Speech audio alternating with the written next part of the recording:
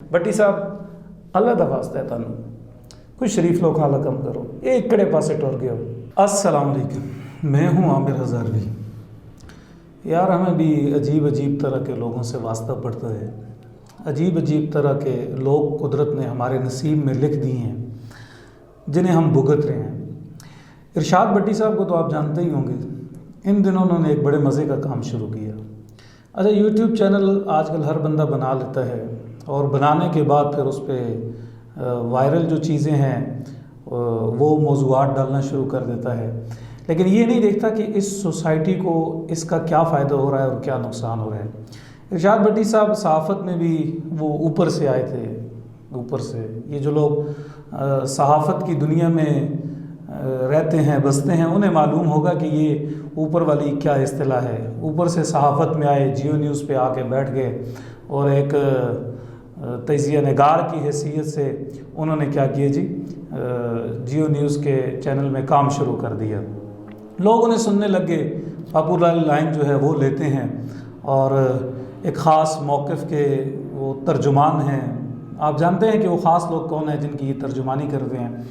चलें, खैर है, वो उनका मामला है, कोई बात नहीं है। हर बंदे के अपने रिज़्क़ की, नसीब की बात होती है। अल्लाह ताला सबको दे, अच्छी नौकरी दे सब बंदों को। लेकिन उन्होंने इन दिनों एक काम शुरू किया, वो ये है कि उन्होंने कुछ उलमा को पकड़ा है और इंटरव्यू शुरू किए हैं। पहले उन्होंने इंजीनियर अली मिर्ज़ा साहब से शुरू किया। सच्ची बात तो ये है कि जोड़ी उनकी और इंजीनियर मिर्ज़ा साहब की ज़रा अच्छी मिलती है।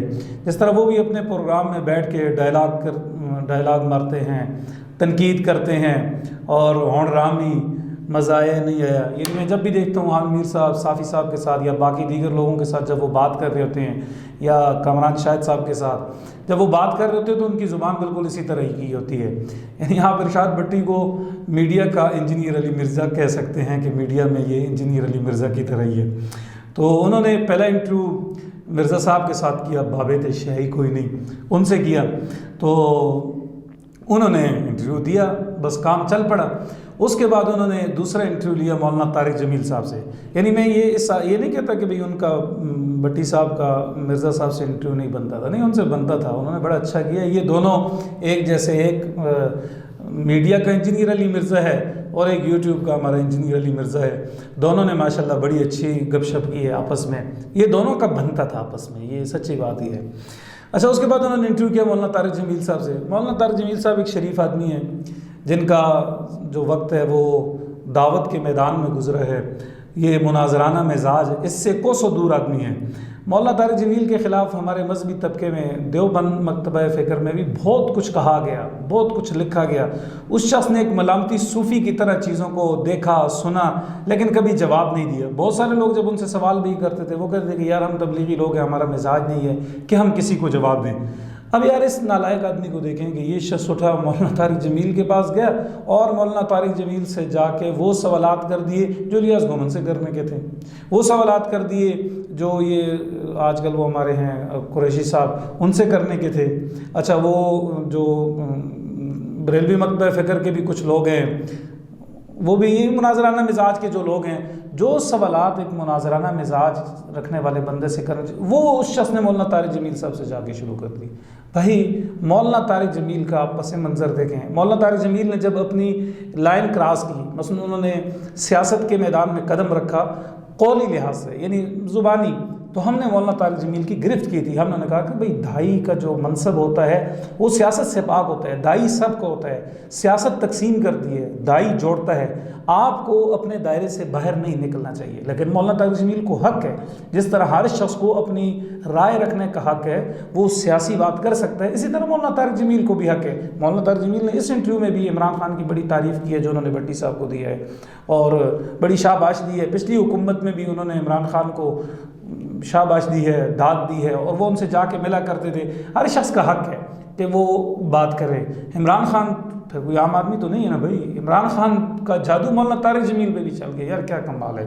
یہ ایک الگ ویلاگ بنتا ہے, اس پہ کبھی بات کی جائے گی کہ عمران خان کی شخصیت نے کیسے کیسے لوگوں کو متاثر کیا, یا کیسے کیسے لوگوں کو ایکسپوز کیا, یا کون کون سے لوگ تھے جو اس شخص کے ساتھ جا کے کھڑے ہو گئے, جو خود اتنے بڑے مقام پہ تھے, اتنا بڑا منصب تھا ان کا نام تھا, لیکن انہوں نے کیا کیا, اس ساری چیزوں کو بھولے, اپنی لائن بھولے, جو ریڈ لائن تھی ان کی اس کو توڑا اور عمران خان کے ساتھ جا کے کھڑے ہو گئے. بہرحال عمران خان کا جادو چل رہا ہے بھائی, وہ مولانا طارق جمیل جیسے زبان کے جادوگر پہ بھی چل گئے.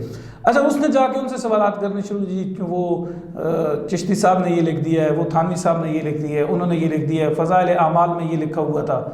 یار یہ سوال ان سے کرنے کے ہیں, بنتے ہیں.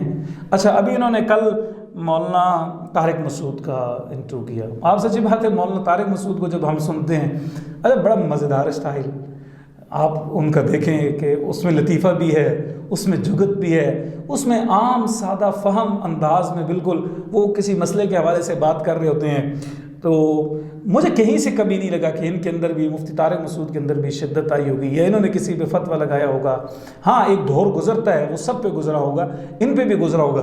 لیکن جب میں نے ان کو فالو کرنا شروع کیا, میں نے ان کی چیزیں دیکھی, شروع میں کچھ چیزیں ایسی تھی جو ٹھیک نہیں تھی, لیکن بعد میں جب ہم نے دیکھا کہ جس طرح مسالک کے حوالے سے ان کے دل میں نرمی پائی جاتی ہے, ہم آنگی ہے, لوگوں سے وہ ملتے ہیں, یا مسائل بتانے کا جو انداز ہے بڑا سادہ سا, بڑا سمپل سا, وہ کراچی کا ایک عام شخص بھی جو اردو بولنے والا ہے اس سے جب بات کیجئے تو اس کی یہی زبان ہے. مفتی طارق مسعود نے کراچی کی زبان جو ہے وہ متعارف کروائی ہے, اور بڑے اچھے انداز میں وہ اپنا مقدمہ سامنے رکھتے ہیں. ہمارے لوگ تو ان کو لطیفوں کی وجہ سے جانتے ہیں یا شادیوں کی وجہ سے جانتے ہیں, لیکن بہرحال وہ ایک بڑے معقول, بڑے مزیدار آدمی ہیں. اور یہ انٹرویو بھی جب میں نے ان کا سنا تو بڑے اچھے لگے, بڑے اچھے طریقے سے انہوں نے جوابات دیے ہیں, بڑے مسکرا کے, اور جہاں کہیں کہیں ارشاد بھٹی صاحب کو بھی بتا رہے تھے. تو بہرحال انہوں نے بڑا اچھا انٹرویو دیا.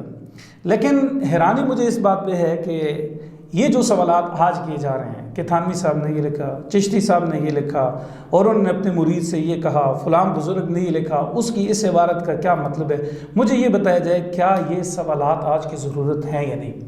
کیا ارشاد بھٹی صاحب اور اس کی قبیل کے لوگ جو ہیں, یا انجینئر علی مرزا جیسے جو لوگ ہیں, کیا مجھے بتائیں کہ آج دیوبندی مکتبہ فکر کے لوگ, یا بریلوی مکتبہ فکر کے لوگ, یا دیگر جو مسالک کے لوگ ہیں, کیا وہ ان سوالات پہ بحث کرتے ہیں؟ میں دعوے سے کہتا ہوں, ہمارے سوشل میڈیا پہ بہت سارے دوست موجود ہیں, آپ کسی بھی مدرسے میں چلے جائیں, انجینئر صاحب چلے جائیں, یا طارق مسعود, یا ارشاد بھٹی صاحب چلے جائیں, جا کے آج کے نوجوان جو اسٹوڈنٹ ہیں, طالب علم ہیں, ان سے جا کے پوچھیں کیا یہ سوالات انہیں پڑھائے جاتے ہیں, کیا یہ بحث آج مدارس میں کی جاتی ہے, کیا یہ کتابیں نصاب کا حصہ ہیں جو آج اٹھا کے لے آئے ہیں. پھر آج یہ دور ہے کہ مولانا طارق جمیل نے بھی کہہ دیا بھائی جو چیز غلط ہے ہم اس کا دفاع نہیں کرتے, مفتی طارق مسعود نے بھی کہہ دیا کہ بھائی ہم اس کا دفاع نہیں کرتے. اچھا بھائی, ایک شخص وہ کہہ رہے ہیں کہ بھائی ایک بزرگ ہے, اس کی ایک بات غلط بھی ہو سکتی ہے, بس اس کا 99% جو کام ہے وہ ٹھیک ہے, اس نے ساری زندگی دین کی خدمت کی, ایک اس نے بات کی, ہم اس کی بات کی تعویل کریں گے, لیکن پھر بھی وہ غلط ہے. یار مجھے بتائیں پھر ان باتوں کو چھیڑنے کا کیا مقصد ہے؟ اچھا, مولوی جب لڑتا ہے تو آپ کہتے ہیں جی یہ تو جب بغداد تباہ ہو رہا تھا مولوی لڑ رہے تھے کہ کب حلال ہے کہ حرام ہے. اچھا, آج جب وہ ان ابحاث سے نکلے, ان باتوں سے نکلے, تو آج آپ نے وہی پرانے مردے اکھاڑنے شروع کر دیے. نہیں جی آپ کے فلاں بزرگ نے یہ بات لکھی تھی, اس کا کیا مطلب ہے, چونکہ آج جو ہے نا جی انجینئر مرزا صاحب نے شروع کیا ہوا ہے تو کیا مطلب. بھائی علماء اگر ان چیزوں پہ بحث کریں پھر بھی گناہ گار, نہیں کرتے آپ لے کے آگے. ابھی یعنی آپ دیکھیں ارشاد بھٹی جیسا شخص جو جیو جیسے چینل پہ بیٹھے ہوئے وہ آ کے اس نے یہ کام شروع کر دیا. بھئی آپ نے سوال کرنے, آپ علماء کو کٹہرے میں کھڑا کریں, ان سے پوچھیں کہ آج کے دور کی ضروریات کیا ہے, کیا علماء ان موضوعات پہ بول رہے ہیں, نہیں بول رہے, کس حد تک بات کر رہے ہیں. لیکن نہیں, یہ سوالات نہیں کر رہے. یہ سوالات کرنے ہیں کہ وہ چشتی رسول اللہ کیوں لکھا ہوا ہے, تھانوی صاحب نے یہ بات کیوں لکھی ہوئی ہے, فلاں بزرگ نے یہ بات کیوں لکھی ہوئی ہے. تو بھائی بجائے اس کے کہ آپ یہ سوالات, ان خوبصورت چہرہ رکھنے والے لوگ, ایک عام سادہ انداز رکھنے والے لوگ جن کے ساتھ لوگ پیار کرتے ہیں, وہ عوامی مسائل پہ بات کرتے ہیں, ان سے جڑے جو لوگ ہیں ان کے ذہن میں بھی یہ باتیں ڈالیں کہ یار یہ تو ان کے بزرگوں نے یہ لکھا ہے. یار آج کے دور کی جو ضروریات ہیں ان پہ بحث کریں, ان پہ بات کریں. باقی ارشاد بھٹی صاحب کو اگر کوئی شوق ہے کہ بھئی ان موضوعات پہ بات کرنی ہے تو پھر ہر مسالک کے جو مناظرانہ مزاج رکھنے والے لوگ ہیں وہ بھی ہیں، یہ نہیں ہے کہ نہیں ہے، مناظرانہ مزاج رکھنے والے لوگوں سے جا کے ملیں، وہ آپ کی اچھی طبیعت جو ہے وہ صاف کر دیں گے۔ یہ جو ہمارا صاف چہرہ ہے، یہ جو خوبصورت ہمارے چہرے ہیں، وہ بریلوی مسلک کے لوگ ہوں، وہ دیوبندی مسلک کے لوگ ہوں، وہ اہل حدیث مسلک کے لوگ ہوں، وہ باقی کسی جماعت کے لوگ ہوں، لوگ ان آبھاس سے نکل چکے ہیں۔ بٹی صاحب اللہ دا واسطہ ہے تانوں کوئی شریف لوگ حالا کم کرو، یہ اکڑے پاسے ٹر گئے ہو۔